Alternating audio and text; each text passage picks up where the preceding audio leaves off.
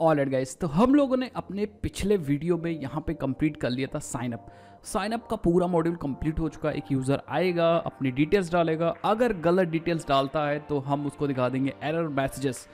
लेकिन अगर वो सारी सही डिटेल्स डालता है, दैट मीन्स सही यूज़र नेम, सही ईमेल आईडी, सही पासवर्ड एंड सही अबाउट, सब कुछ सही डिटेल्स फिल करता है, गलत डिटेल्स नहीं फिल करता है, तो हम लोग साइन अप करा देंगे, अपने बैकएंड की एपीआई कॉल करेंगे और हमारा डेटा जाके डेटाबेस में सेव हो जाएगा, पासवर्ड वगैरह इनक्रिप्ट हो जाएंगे, सारी चीज़ें कंप्लीटली डन हो जाएंगी।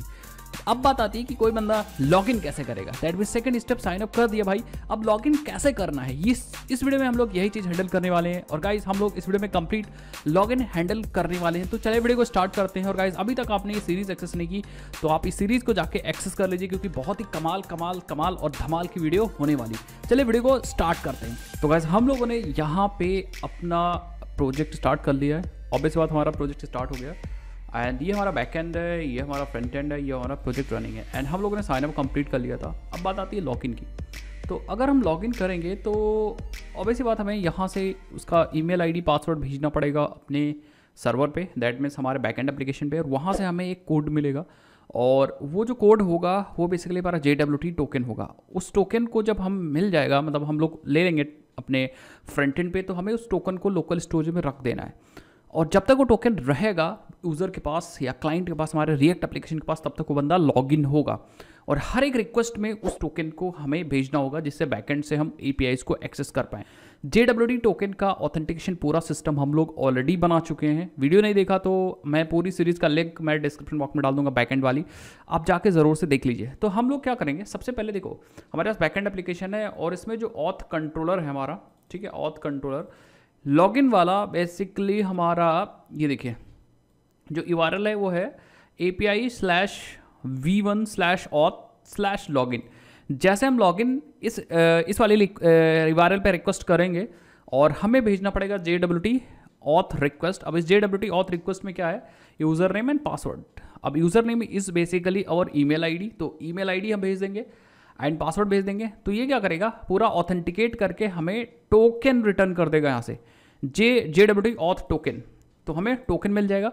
इस टोकन के साथ साथ आप यहाँ पे यूज़र की डिटेल भी भेज सकते हो। यूज़र की डिटेल भेज करके हम अपने फ्रंट एंड में लोकल स्टोरेज वगैरह में सेव कर सकते हैं। तो पूरा लॉजिक यही होने वाला है। हम लोग यूज़र नेम पासवर्ड लेंगे क्लाइंट रिएक्ट एप्लीकेशन में और इस API को हिट कर देंगे। API का URL हम लोग कर लेते हैं नोट। अब डायरेक्टली हम लोग बैकएंड का कोड एक्सेस कर पा रहे हैं, तो हमें कोई ज़रूरत नहीं यूज़ करने के लिए क्या अपना स्वैगर का UI क्यों यूज़ करें भाई। अभी कोई बंदा होता जिसके पास बैकएंड का कोड नहीं होता, तो हम ही लोगों ने बैकएंड भी बनाया, फ्रंट एंड, तो क्या इशू है, ठीक है। लॉगिन URL हमारा क्या है, सबसे पहले तो बेस URL के बाद /API/v1/auth/login, आप देख सकते हैं यहाँ पे ये रहा। एंड हमें भेजना है यहाँ से दो चीज़, JSON भेजना है, दैट कंटेन यूज़र नेम और हमें पासवर्ड। अब यूज़र नेम पासवर्ड आपको इसी फॉर्मेट में भेजना पड़ेगा जिस फॉर्मेट में यहाँ पे ले रखा है यूज़र नेम एंड पासवर्ड। तो बस इस पर रिक्वेस्ट मारनी है और ये रिक्वेस्ट मारनी है आई थिंक पोस्ट की। तो ये रिक्वेस्ट याद रखिए जो जानी चाहिए, पोस्ट मेथड वाली रिक्वेस्ट होनी चाहिए। तो ये चीज़ हमें करना है फ्रंट से। Let's do it. हम लोग करते हैं, देखते हैं क्या टोकन जनरेट हो रहा है कि नहीं टोकन जनरेट हो रहा है। तो हम लोग आ जाते हैं अपने रिएक्ट एप्लीकेशन में and this is our login page. ये हमारा लॉगिन पेज है। यहाँ पे हमारे पास ये है फील्ड ईमेल वाली, ये फील्ड है पासवर्ड वाली। सो हमने कुछ भी यहाँ पे नहीं कर रखा है। तो गाइस यहाँ पे हम लोग क्या करते हैं, एक वेरिएबल ले लेते हैं एंड वेरिएबल में बनाऊंगा यूज़ स्टेट को यूज़ करके, use state. And use state में जो ऑब्जेक्ट होगा उसमें दो चीज़ होगी, यूज़र नेम ब्लैंक होगा बाय डिफ़ॉल्ट एंड हमारा होगा पासवर्ड, और इसको भी हम लोग बाय डिफ़ॉल्ट क्या कर देते हैं, ब्लैंक कर देते हैं। एंड इसका जो रिजल्ट होता है हम लोग एक वेरिएबल में डाल देते हैं, दैट इज़ अ एरे। यहाँ पर डीस्ट्रक्चरिंग कर रहे हैं हम लोग, तो हम लेंगे यहाँ डेटा, चाहे यूज़र डिटेल ले लो कॉमा या login detail, this is a login detail, तो आप login detail comma set login detail, ठीक है। तो हमने ये वेरिएबल लिया लॉगिन डिटेल जिसके अंदर यूज़र नेम पासवर्ड है। अब हम लोग क्या करेंगे, इस वेरिएबल को यूज़र नेम पासवर्ड मतलब लॉगिन डिटेल वाले के अंदर जितने ऑब्जेक्ट है उसके अंदर जो प्रॉपर्टीज़ हैं यूज़र नेम और पासवर्ड, इसको बाइंड करेंगे अपने इस वाले वेरिएबल से। इस वाली फील्ड से, ईमेल आईडी से और पासवर्ड से। तो बाइंड कर लेते हैं।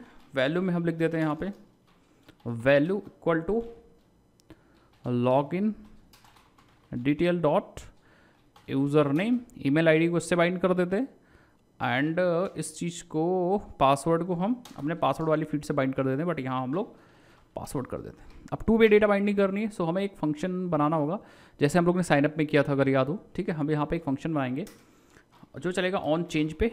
ठीक है, ऑन चेंज पे चलेगा। फंक्शन में हम लोग यहाँ एक फंक्शन कॉल करेंगे ऑन चेंज पे। ये बेसिकली इवेंट है, तो जैसे ही इवेंट अकर होगा ऑन चेंज, जैसे ही फील्ड चेंज होगी, हम लोग यहाँ से एक फंक्शन कॉल करेंगे लैम्डा फंक्शन, और लैम्डा के अंदर से हम लोग हैंडल चेंज नाम से एक फंक्शन कॉल करेंगे। ठीक है, और चेंज में 2 चीज़ पास करेंगे, एक इवेंट और साथ ही साथ में हम यहाँ से उस फील्ड का नाम पास कर देंगे, दैट मीन्स यूज़र नेम पास कर देंगे। ठीक है, तो ये हैंडल चेंज नाम से हमें फंक्शन बनाना पड़ेगा अभी, तो इसको हम कॉपी कर लेते हैं और यही चीज़ हम लोग अपने ईमेल अपने पासवर्ड वाले के लिए भी कर देते हैं। ठीक है, और यहाँ पे बस हम क्या करते हैं, पासवर्ड कर देते हैं। ठीक है, पासवर्ड। अब ये जो दोनों फील्ड्स मैंने रखी हैं, ये दोनों फील्ड्स वही रखी हैं जो हमें भेजना है एपीआई में जो डेटा भेजना है, और ये हमने की मतलब प्रॉपर्टी रखी है, वही हमने यहाँ प्रॉपर्टी रखी है। हम चाहे तो यहाँ पे ईमेल आईडी भी रख सकते हैं, बट ऐसा नहीं करेंगे क्योंकि हमें ये प्रॉपर्टी यहाँ पे सेट करनी है। ठीक है, तो हम वही वाला दिमाग लगाएंगे जो अपने साइनअप में लगाए थे। सो हमें एक फंक्शन बनाने है, that is change handle change function, ये वाला फंक्शन, और उसके अंदर 2 पैरामीटर्स होंगे, एक इवेंट होगा खुद का और एक हमारा फील्ड का नाम होगा। सो लेट्स क्रिएट 1 फंक्शन जो कि हम यहाँ बना देते हैं कॉन्स्ट हैंडल चेंज, और 2 चीज़ रख देते हैं इसमें, इवेंट कॉमा एक होगा हमारा फील्ड। ठीक है, नाउ लेट्स, ठीक है, ये हमारा फंक्शन बन गया।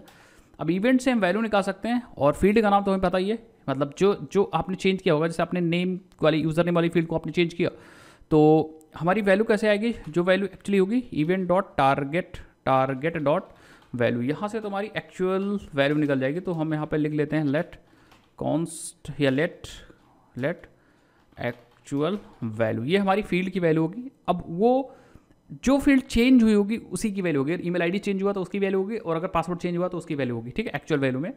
लेकिन ईमेल आईडी चेंज हुआ कि पासवर्ड चेंज हुआ, ये कैसे पता चलेगा हमें, तो ये पता चलेगा इस वाली फील्ड वाली पैरामीटर की हेल्प से। इस फील्ड का नाम अगर यूज़र नेम है तो ईमेल आईडी चेंज हुई है, इस फील्ड का नाम अगर पासवर्ड है तो पासवर्ड चेंज हुआ। कैसे करेंगे भाई, हम यहाँ से सिंपली कॉल करेंगे सेट लॉग इन डिटेल, और हम कहेंगे यार हमारा जो ऑब्जेक्ट यहाँ से जाएगा उसके अंदर हमारी सारी के सारी फील्ड लॉग इन डिटेल वाली होंगी, एक्सेप्ट हम लोग क्या करेंगे, हम यहाँ पे फील्ड कोलन और यहाँ पे एक्चुअल वैल्यू कर देंगे। तो अब ये जो ऑब्जेक्ट सेट होगा, दैट मीन्स जो लॉगिन डिटेल अपडेट होगा उसके अंदर तो बाकी चीज़ें तो रहेंगी, मतलब बाकी सारी फील्ड रहेंगी।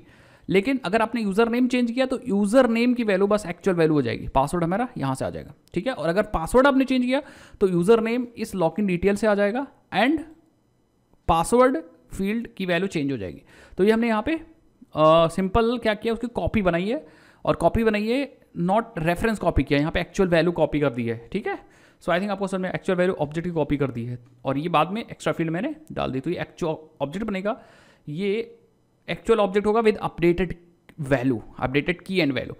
की मीन्स पासवर्ड की वैल्यू अगर आपने चेंज की होगी तो पासवर्ड अपडेट हो जाएगा, और आपने इसकी वैल्यू चेंज की होगी तो ये अपडेट हो जाएगा। सो आई थिंक आपको समझ में आ गया होगा। ठीक है, तो हमें ईमेल आईडी पासवर्ड मिल जाएगा, और जब हम इसको सबमिट करेंगे, ठीक है, बाय डिफॉल्ट हम जब इसको सबमिट करेंगे तो फॉर्म कहाँ गया भाई, ये रहा। यहाँ पे हम लोग ऑन सबमिट एक फंक्शन कॉल कर लेते हैं, हैंडल फॉर्म सबमिट। ठीक है, ये फंक्शन कॉल करेंगे। चलो भाई इसको, इस वाले फंक्शन को भी बना लेते हैं। इसके बाद कॉन्स्ट हैंडल फॉर्म सबमिट, और यहाँ पे हम लोग इवेंट डाल देते हैं, इवेंट अपने आप से आ जाएगा। ठीक है, एंड सबसे पहले हम इवेंट डॉट प्रिवेंट डिफ़ॉल्ट करेंगे, डिफ़ॉल्ट। ठीक है, उसके बाद हम लोग क्या करते हैं यार, हम लोग यहाँ पे सबसे पहले मैं आपको लॉग करके दिखाता हूँ। लॉग करेंगे हम अपना लॉगिन डिटेल को, ठीक है, जिससे हमें लॉगिन की डिटेल दिखें कि एक्चुअली वैल्यू है क्या इसके अंदर। चलो भाई, इतना करने के बाद हम लोग आते हैं यहाँ पे एंड करते हैं रिफ्रेश, और ओपन कर लेते हैं अपना कंसोल पे ये चेक करने के लिए कि एक्चुअली वैल्यू आ रही कि नहीं आ रही। तो मैंने यहाँ पे durgesh@gmail.com डाल दिया है, ABC डाल दिया है, लॉगिन करूँगा। सो आप देखिए वैल्यूज़ हमारी आ चुकी हैं। यूज़र नेम के अंदर हमारा ABC, यूज़र नेम के अंदर हमारा durgesh@gmail.com आ गया, पासवर्ड के अंदर हमारा ABC आ चुका है। इसका मतलब हमारी परफेक्टली वैल्यू आ चुकी है ऑन सबमिट पे। अब आपको जो वैलिडेशन करना है आप यहाँ पे वैलिडेशन कर लीजिए। ठीक है, जो भी वैलिडेशन, जैसे अगर आपको ब्लैंक चेक करना है तो आप ब्लैंक चेक कर सकते हो, सब आप इफ़ लगा दो। इफ़ के अंदर अगर login detail dot user name is double equal to blank है, मतलब वैल्यूज़ नहीं है, यूज़र नेम के अंदर वैल्यूज़ नहीं, सो आप यहाँ पे मैसेज दिखा सकते हो टोस्ट को यूज़ करके, टोस्ट फ्रॉम टोस्टिफाई एंड एरर दिखा सकते हो, और नेम या user name is required, user name required है, एंड आप यहीं से रिटर्न कर दो फंक्शन। तो अगर आपने कि यूज़र नेम ब्लैंक हो जाएगा, जैसे फॉर एग्जांपल अभी ब्लैंक नहीं है, बट अगर आपने ब्लैंक कर दिया सो मैसेज आ गया यूज़र नेम इज़ रिक्वायर्ड, ठीक है, इसको हटा सकते हो, मैसेज आ जाएगा user name is required. I think आपको समझ में आ गया होगा। तो इस तरह हिसाब से आप यहाँ पे कंडीशन चेक कर सकते हो, इसमें और भी लगा दो।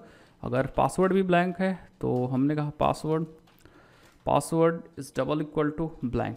इवन ट्रिम कर लो, क्या पता कोई स्पेस डाल दे, तो we don't want to space, हमें स्पेस नहीं चाहिए आगे पीछे, तो हम इसको ट्रिम कर लेंगे, एंड साथ ही साथ में हम नेम को भी ट्रिम कर लेंगे।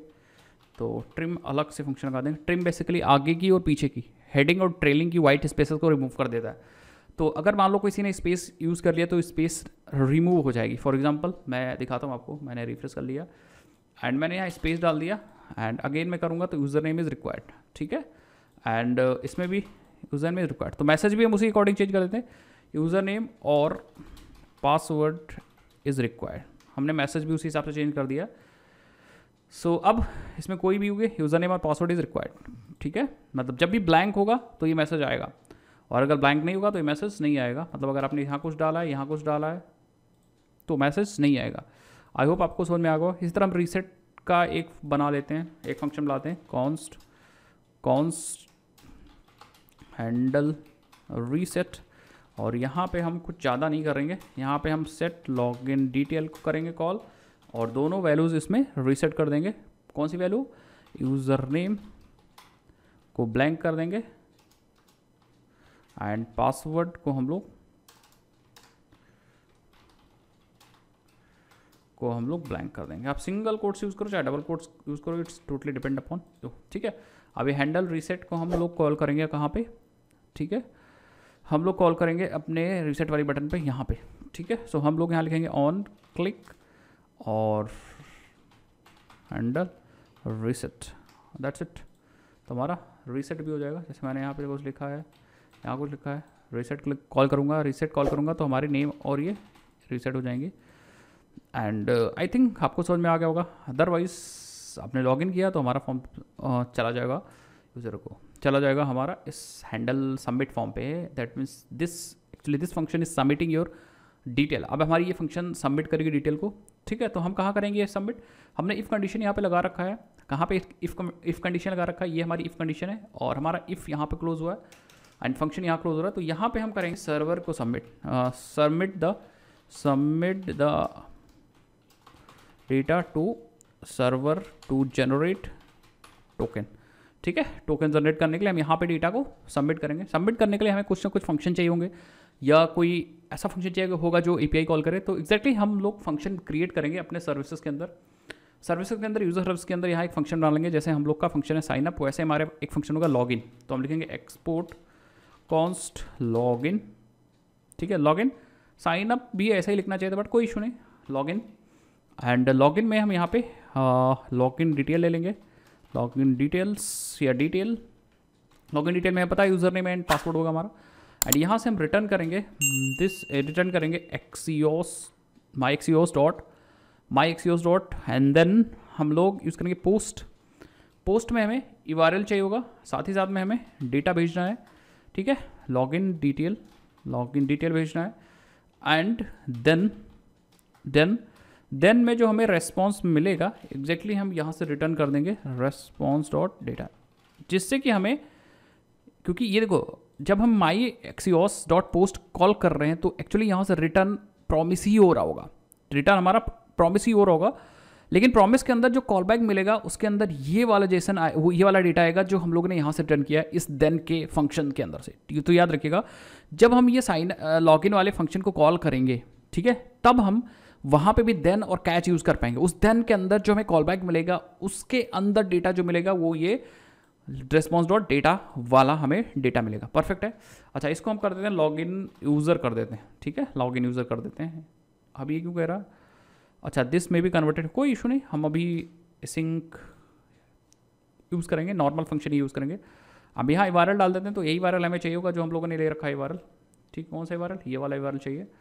एंड हम लोग ये वाला वायरल यहाँ पे आएंगे एंड ये वाला वायरल हमें चाहिए, तो हम ये वाला वायरल सिंपली पेस्ट कर देंगे API/v1/auth/login। परफेक्ट है, ठीक है भाई, ओके नाइस नाइस। अब ये वाला साइनअप फंक्शन हमें यूज़ करना है, लॉगिन फंक्शन यूज़ करना है अपने इस लॉगिन में। तो सिंपली लॉगिन यूज़र, आप यहाँ पे लॉगिन यूज़र देखिए ये आ रहा है सर्विसेज के अंदर, यूज़र सर्विस के अंदर से, तो एंटर करिए, इंपोर्ट अपने आप हो जाएगा। एंड इसको हम पास कर देंगे अपना लॉगिन डिटेल एंड डॉट, फिर हम लोग देन कर सकते हैं, देन मतलब प्रॉमिस। अब सक्सेसफुल अगर होगा तो देन के अंदर हमें रिस्पॉन्स मिल जाएगा and that is a token, JWT token data, JWT token data हमें मिलेगा, सक्सेसफुल टोकन मिलेगा।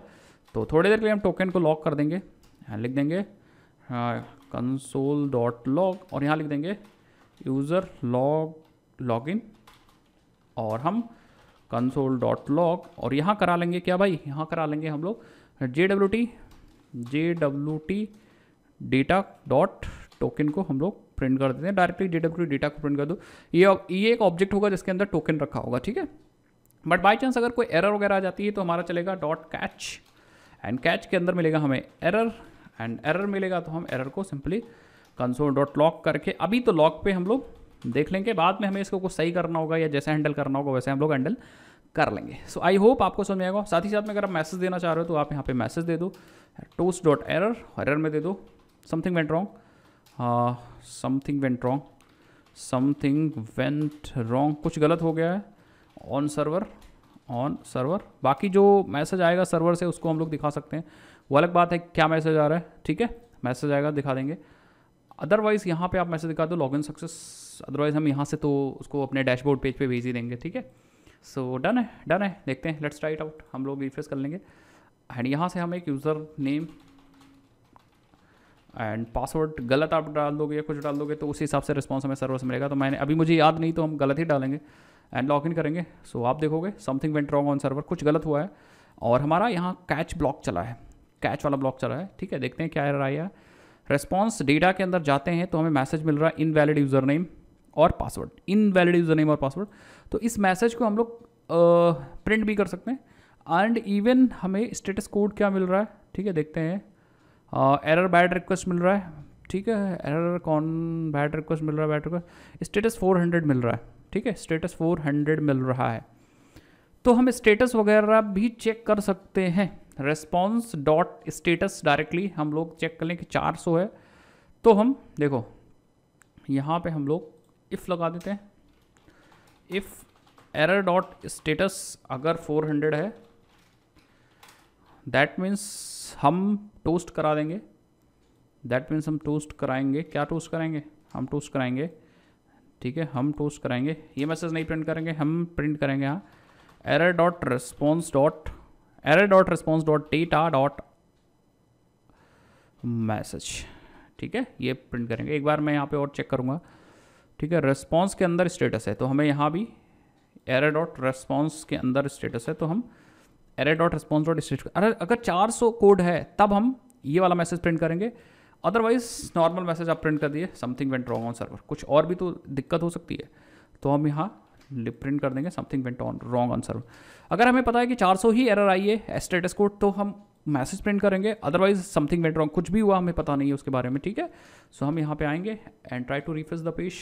अगर हम गलत इन्फॉर्मेशन यहाँ देंगे so something went wrong on server आ जाएगा, something went wrong on server तो नहीं आना चाहिए था, देखते हैं इफ़ वाली, अच्छा 404 एरर आई, इस बार मैसेज क्या आया, let's see, user not found with, अच्छा 404 पे भी हम लोग यही चीज़ दे देते हैं, ठीक है, 404 पे भी। तो स्टेटस कोड एक चीज़ और हम लोग लगा देते हैं और 404 पे भी 404 नॉट फाउंड पे भी हम लोग ये मैसेज प्रिंट करेंगे, नॉट फाउंड जो भी आ रहा है, ठीक है। So let's see, user name और पासवर्ड इज रिक्वायर्ड, ठीक है। ये तो अभी क्लाइंट से एंड से ही हमें डेटा मिल गया। Let's see, password I think गलत होगा, इनवैलिड यूज़र नेम और पासवर्ड, परफेक्ट है। एकदम एकदम एकदम करेक्ट। एंड अगर हम यूज़र नेम ही गलत डाल दें, user not found with email, आपने जो यहाँ ईमेल आईडी डाल रखी है durgesh@gmail.com, तो हमने सारी चीज़ें हैंडल कर ली है। ठीक है, सारी चीज़ें बस हैंडल कर ली हैं, मतलब गलत चीज़ें सब हैंडल हो गई हैं। तो गाइस अब देखते हैं एक इन्फॉर्मेशन सही डाल के, ईमेल आईडी पासवर्ड सही डाल के देखते हैं कि क्या हमारा टोकन जनरेट हो रहा है, उसको कैसे हैंडल करना है अपने क्लाइंट एंड पे।